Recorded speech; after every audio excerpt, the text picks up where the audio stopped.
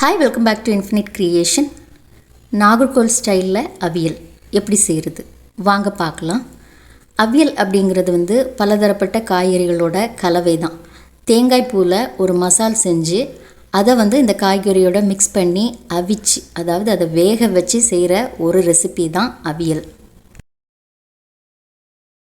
ஒவ்வொரு இடத்துக்கு ஏற்ற மாதிரி இந்த காய்கறிகள் கொஞ்சம் மாறுபடும். அந்தந்த இடத்துல என்னென்ன காய்கறிகள் ஈஸியாக கிடைக்குதோ அதுக்கு ஏற்ற மாதிரி அவியலோட காய்கறிகள் இருக்கும்.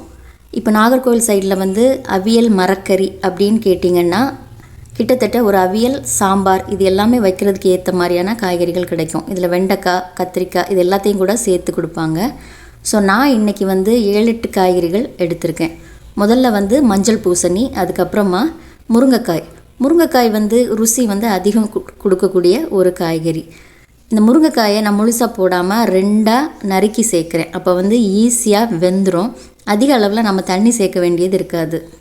அடுத்ததாக கும்பளங்காய், அதாவது வெண்பூசணி, அதுக்கப்புறம் வெள்ளரிக்காய், புடலங்காய், வாழைக்காய், கத்திரிக்காய், உருளைக்கிழங்கு, சேனக்கிழங்கு, பீன்ஸ், கொத்தவரங்காய், கேரட், அதுக்கப்புறமா உருளைக்கிழங்கு இது எல்லாமே இந்த அவியல் மரக்கறியில் இருக்கும். ஸோ நான் சேனக்கிழங்கு எப்போவும் யூஸ் பண்ணுறதில்ல. சில நேரங்களில் அது அலர்ஜி ஆகும். அதுக்கு பதிலாக நான் உருளைக்கிழங்கு யூஸ் பண்ணுவேன். உருளைக்கிழங்கு நம்ம யூஸ் பண்ணும்போது குழந்தைங்களும் அதை விரும்பி சாப்பிடுவாங்க. உருளைக்கிழங்கு, முருங்கைக்காயெல்லாம் அதிக சுவையூட்டக்கூடிய காய்கறிகள் தானே.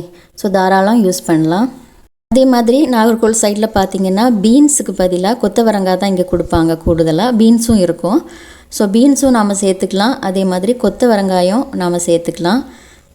மற்ற காய்கறிகள் நீளமாக கட் பண்ணுற மாதிரியே கொத்தவரங்காய், அதாவது சீனி அவரைக்காய் அப்படின்னு சொல்லுவோம். நாகர்கோவில் சைடில் இதை சீனி அவரைக்கான்னு சொல்லுவோம்.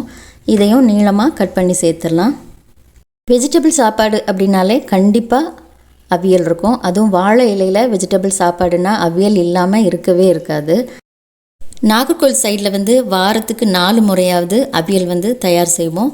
லஞ்சுக்கு மட்டும் இல்லை, காலையில் டிஃபன், தோசை, அடை இதுக்கெல்லாம் கூட அவியல் ரொம்ப அருமையாக இருக்கும். ஸோ நான் வாழைக்காயும் கத்திரிக்காயும் கடைசியில் தான் நறுக்கி சேர்க்குறேன். ஏன்னா இது ரெண்டுமே ஈஸியாக கருத்துரும். ஸோ அதனால் கடைசியில் இதை நறுக்கினா போதும். அவியல் கேரளாவில் தான் ரொம்ப ஃபேமஸ். இது அங்கே தான் பிறந்தது அப்படின்னு சொல்லுவாங்க. ஸோ அது தமிழ்நாடு அது பக்கம் இருக்கிறதால தமிழ்நாட்டிலையும் அவியல் பரவலாக செய்கிறாங்க. அதுவும் இந்த கன்னியாகுமரி டிஸ்ட்ரிக்டில் அவியல் ரொம்பவே ஃபேமஸ். நான் சேனக்கிழங்குக்கு பதிலாக உருளைக்கிழங்கு சேர்த்துருக்கேன். சேனக்கிழங்கை தவிர்த்துட்டேன். ஸோ சேனக்கிழங்கு விரும்புகிறவங்க அதையும் சேர்த்துக்கலாம். இப்போ எல்லா காய்கறிகளையும் நல்லா கட் பண்ணியாச்சு. இதை வாஷ் பண்ணிவிட்டு ஒரு மண் பாத்திரத்தில் நான் சேர்த்துக்கிறேன். வழக்கமாக நான் அவியல் இந்த மண் பாத்திரத்தில் தான் செய்வேன். மண் பாத்திரத்தில் செய்யும்போது இன்னும் சுவை கொஞ்சம் அருமையாக இருக்கும். இதுதான் காய்கறிக்கு ஏற்ற மாதிரி நம்ம தண்ணி சேர்க்கணும். நான் எடுத்துருக்கிற காய்கறிக்கு ஏற்ற அளவாக ஒரு 3/4 கப் அளவு தண்ணி நான் சேர்த்துருக்கேன். அவியலுக்கு அதிக அளவு தண்ணி சேர்க்கக்கூடாது. நம்ம நிறைய தண்ணி சேர்த்துட்டோம் அப்படின்னா நல்லா குழஞ்சி குழம்பு மாதிரி ஆகிடும். ஸோ இந்த காய்கறியில் இருந்தும் தண்ணி ஊறிக்கிட்டே இருக்கும். இப்போ அடுத்ததாக நம்ம மசால் தயார் செய்யணும். நான் எடுத்திருக்கிற காய்கறிக்கு ஏற்ற மாதிரி 1 கப் அளவு தேங்காய், துருவின தேங்காய் எடுத்திருக்கேன். 1 ஸ்பூன் ஜீரகம், 2 இல்லைன்னா 3 பூண்டு பல், காரத்துக்கு ஏற்ற மாதிரி பச்சை மிளகா, நான் 4 பச்சை மிளகா சேர்த்துருக்கேன். அதுக்கப்புறமா கொஞ்சம் கருவேப்பிலை, இது வாசனையும் கொடுக்கும், நல்ல ஒரு பச்சை நிறமும் கொடுக்கும். 1/4 டீஸ்பூன் அளவு மஞ்சள் தூள். மஞ்சள் கம்மியாக சேர்த்தா போதும். இதை 2 பல்ஸ் கொடுத்து லைட்டாக ஒன்றும் பாதியமாக அரைச்சி எடுத்துக்கலாம். இப்போ காய்கறியை கொஞ்சம் நம்ம கிளறி விடலாம். கீழ்ப்பகுதியில் இருக்கிற காய்கறி மேலே வரட்டும். பாருங்கள், தண்ணி இன்னும் நின்றுட்டு தான் இருக்குது. இந்த காய்கறியில் இருந்தும் தண்ணி ஊற ஆரம்பிக்கும். அதனால் நம்ம முதல்லையே தண்ணி ரொம்ப குறைவாக சேர்த்தா போதும். அதுக்கப்புறம் தேவைன்னா மட்டும் கொஞ்சம் அதிகமாக நம்ம சேர்த்துக்கலாம். இப்போ இதை நல்லா கலந்து விட்டதுக்கப்புறமா உப்பு சேர்த்துக்கலாம். அவியல் 2 முறையில் பண்ணுவாங்க. ஒன்று காய்கறியை முதல்ல வேக வச்சுட்டு அதுக்கப்புறமா மசாலா அரைச்சி சேர்ப்பாங்க. இன்னொன்று என்ன மெத்தடுனா, நாம் காய்கறியை வெட்டினதுமே அதை வாஷ் பண்ணிவிட்டு அதுலேயே நம்ம மசாலா அரைச்சி சேர்த்துட்டு அதை நல்லா மிக்ஸ் பண்ணி விட்டுட்டு அதுக்கப்புறமா நாம் அடுப்பில் வச்சு வேக வைப்போம். நான் இந்த 2 மெத்தட்லேயுமே அவியல் செய்கிறது உண்டு.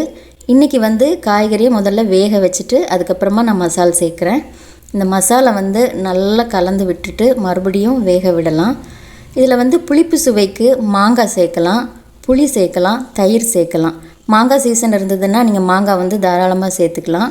புளி பேஸ்ட்டு சேர்க்கும்போது அவியலோட நிறம் கொஞ்சம் டார்க் ஆகும். அதனால் புளி வந்து நான் அதிகம் சேர்க்குறதில்ல, அதுக்கு பதிலாக வந்து தயிர் சேர்க்குறேன். ஸோ 2-3 முறை வந்து நம்ம இந்த காய்கறியை கலந்து விட்டுக்கலாம். காய்கறிகள் வந்து ரொம்ப குழஞ்சி போகாத அளவுக்கு இதை வந்து நாம் கிளறி விட்டுட்டே இருக்கணும். ஸ்டவ் வந்து மீடியம் ஃப்ளேம்லேயே இருக்கட்டும். இப்போ மசால் காய்கறி எல்லாமே ஓரளவு நல்லா வெந்திருக்கு. இன்னும் ஒரு 2-3 நிமிஷம் நம்ம வேக விட்டு எடுத்துக்கலாம். இப்போ அடுத்ததாக தயிர் சேர்க்க போகிறேன். நான் ஏற்கனவே சொல்லியிருந்தேன் புளிப்புக்கு வந்து நான் தயிர் சேர்க்குறேன் அப்படின்ட்டு. நீங்கள் மாங்காய் சேர்க்கலாம், இல்லைன்னா புளி பேஸ்ட்டும் சேர்த்துக்கலாம். தயிர் வந்து அதிகம் புளிப்பு இல்லாத தயிராக இருந்தால் ரொம்ப நல்லது. தயிர் வந்து ஒரு 1/4 கப் அளவு நான் சேர்த்துருக்கேன். நான் வந்து எடுத்திருக்க காய்கறியோட அளவுக்கு ஏற்ற மாதிரி கெட்டி தயிர் சேர்த்துருக்கேன். இதை நல்லா மிக்ஸ் பண்ணிவிட்டு 1 நிமிஷம் இல்லைன்னா 2 நிமிஷம் கொதிக்க விட்டுக்கலாம். மூடி போட வேண்டாம். தயிர் சேர்த்ததுக்கப்புறமா நம்ம அதிக நேரம் அடுப்பில் வைக்க வேண்டாம். ஒரு 2 நிமிஷம் அதை நல்லா கொதிக்க விட்டுட்டு அதுக்கப்புறமா நாம் வந்து தேங்காய் எண்ணெய் சேர்க்கலாம். நல்ல பச்சை தேங்காய் எண்ணெய். தேங்காய் எண்ணெய் வந்து நல்ல ஒரு வாசனை கொடுக்கும், அதே மாதிரி டேஸ்ட்டும் கொடுக்கும். நான் 1 ஸ்பூன் அளவு தேங்காய் எண்ணெய் சேர்க்குறேன். அதுக்கப்புறமா கொஞ்சமாக கறிவேப்பிலை. இது ரெண்டுமே ரொம்ப வாசனையை கொடுக்கும். ஸோ மறுபடியும் மூடி வச்சுட்டு 1 நிமிஷம் இல்லைன்னா 2 நிமிஷத்துக்கு கொதிக்க விட்டுட்டு ஸ்டவ் ஆஃப் பண்ணிக்கலாம். அவ்வளோதான். ரொம்ப ரொம்ப சுவையான ஈஸியாக செய்யக்கூடிய அவியல், நாகர்கோவில் ஸ்டைலில் வந்து அவியல் செஞ்சுருக்கேன். நீங்களும் இந்த ரெசிப்பியை வந்து உங்கள் வீட்டில் ட்ரை பண்ணி பாருங்கள். ரொம்ப டேஸ்ட்டாக இருக்கும். இன்னும் ஒரு இன்ட்ரெஸ்டிங்கான வீடியோவில் நாம் மறுபடியும் சந்திக்கலாம்.